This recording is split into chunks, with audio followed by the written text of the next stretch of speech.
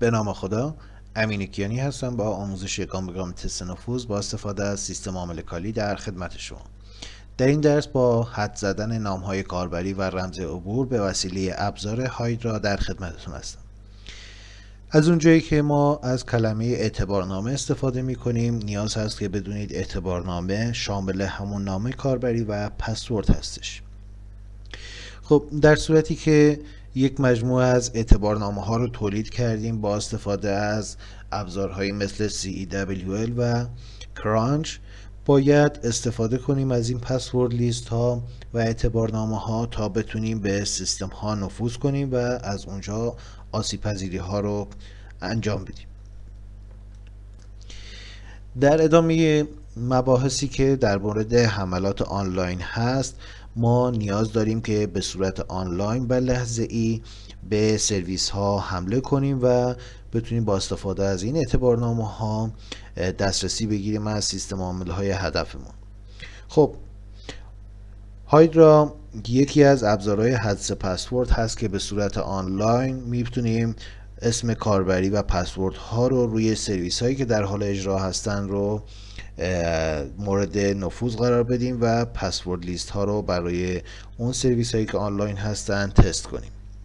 برای استفاده از هایدرا من سیستم عامل XP رو آن می کنم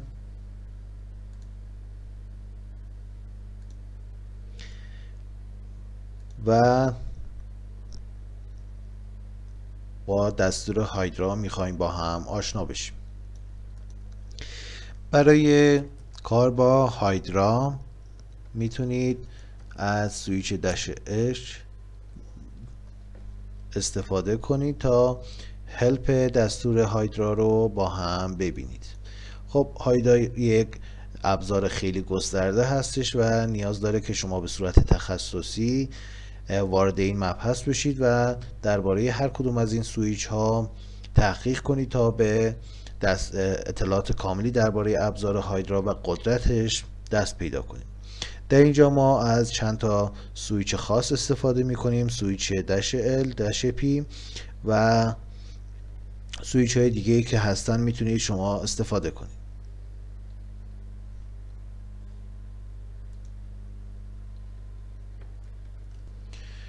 خب برای شروع کار سیستم عامل XP من ران شده و در حال حاضر در دسترس است. با استفاده از دستور هایدرا میخوایم سرویس پاپ3 که برای پروتکل پاپ3 هست و در سیستم عامل XP در حال اجرا هست و مربوط به سرویس SML هستش. خب من دستور هایدرا رو تایپ میکنم و از سویچ دش ال بزرگ همون جوری که میبینید در اینجا چند تا مثال رو برای ابزار هایدرا نوشته. با استفاده از دش ال یوزر لیست ها رو معرفی میکنیم، با استفاده از دش پی پسورد لیست ها رو معرفی میکنیم و در ادامه اون پروتکل و آی پی که مد نظرمون هست رو میتونیم وارد کنیم. خب من از دش ال بزرگ استفاده میکنم و یوزر لیستی رو که ساختیم وارد میکنم.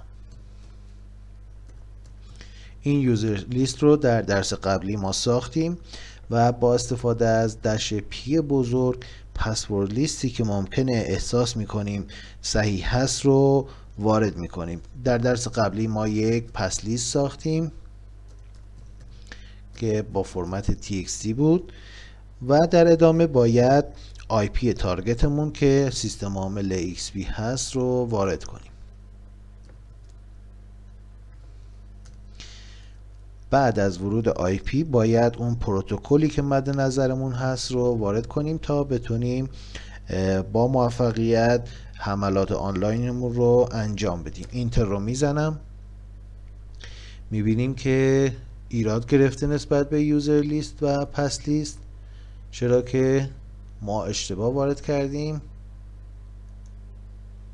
نه، من اون پس لیست و یوزر لیست رو پاک کردم. متاسفانه باید مجددا پس لیست و یوزر لیست رو بسازم.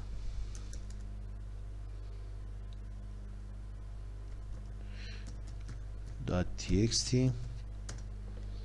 خب امین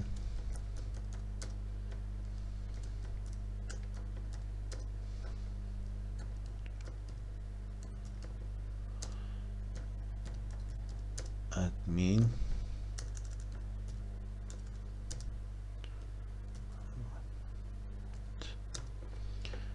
اینها رو ذخیره میکنم و پسورد لیست رو هم میسازم.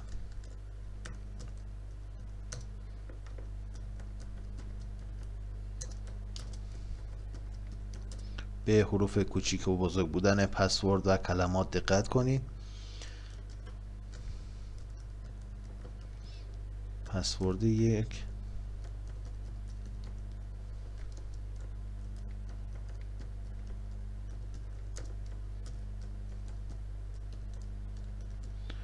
خب یوزر لیست و پسورد لیست رو ساختم و الان مجددا از ابزار هایدرا استفاده می کنم که سرویس پاپ3 رو مورد ارزیابی قرار بده. اینتر رو میزنم، میبینید که شروع میکنه تعامل کردن با سرویس پاپ3 برای پیدا کردن یوزرنیم و پسورد ها. همون جوری که میبینید هیچ پسورد ولیدی رو پیدا نکرده، ولی باید پسورد ولیدی رو پیدا میکرد، چون ما در سرویس پاپ3 یک یوزر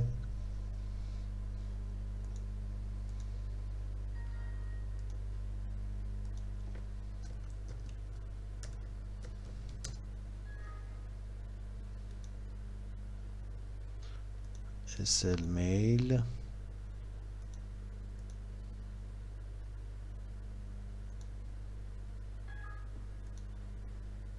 خب ما یک یوزر امین داشتیم که پسوردش هم پسورد بوده.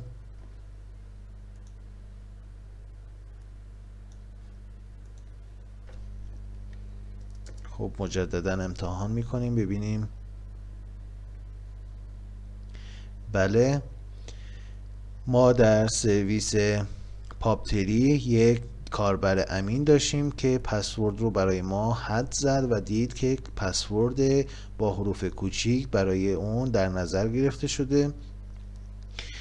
این کاری که انجام دادیم برای SLMail رو در فصل اول پکیج مقدماتی من توضیح دادم که چجوری پسورد و کاربر امین رو بسازیم، ولی خب متاسفانه احتمالاً سیستم رو ریست کرده بودیم، این مشکل براش پیش اومده. خب در اینجا تونست امین با پسورد پیدا بشه و میتونیم به این سرویس پاپ3 متصل بشیم. حالا باید این یوزرنیم و پسورد رو بررسی کنیم که ببینیم آیا صحیح هستن یا نه. برای این کار من از ابزار نتکت استفاده میکنم و به پورت 110 پاپ3 وصل میشم. برای این کار از نتکت و آی پی تارگتمون و در ادامه پورت یا پروتکلی که میخوایم باهاش اتصال برقرار کنیم. همونجوری که میبینید پاپ3 بنرش رو برای ما ارسال میکنه با استفاده از عبارت یوزرمون که امین هست رو وارد میکنیم و با استفاده از عبارت پسورد خودمون رو که پیدا کردیم با استفاده از حملات وارد میکنیم. همونجوری که میبینید ما با موفقیت وارد شدیم به میل باکس امین و 0 مسیج برای امین وجود داره. خب تونستیم با استفاده از هایدرا وارد پروتکل پاپ3 بشیم و پسورد رو کشف کنیم. خب اینم به ذهنم اومد که بهتون بگم بعضی از سرویس ها یا پروتکل ها یا سایت هایی که دارید به صورت آنلاین برود فورس میکنید حتما دارن از این سرویس جدید پشتیبانی میکنن که شما بعد از چند تا تلاشی که انجام میدید و پسوردتون به صورت ناقص هست و اشتباه باشه حساب رو مسدود میکنن تا احراز هویت مجددی رو انجام بدن. بنابراین همیشه مواظب باشید که سیستم های فایروال یا پیشگیری از نفوذ یا همون IDS و IPS ها IP شما رو مسدود نکنن و برای این کار بیشتر از پراکسی ها استفاده میکنن که هر IP باید چندین یوزر و پس رو امتحان کنه. بنابراین همیشه مواظب باشید که بعد از چند بار تلاش توسط سرویس ها بلاک میشید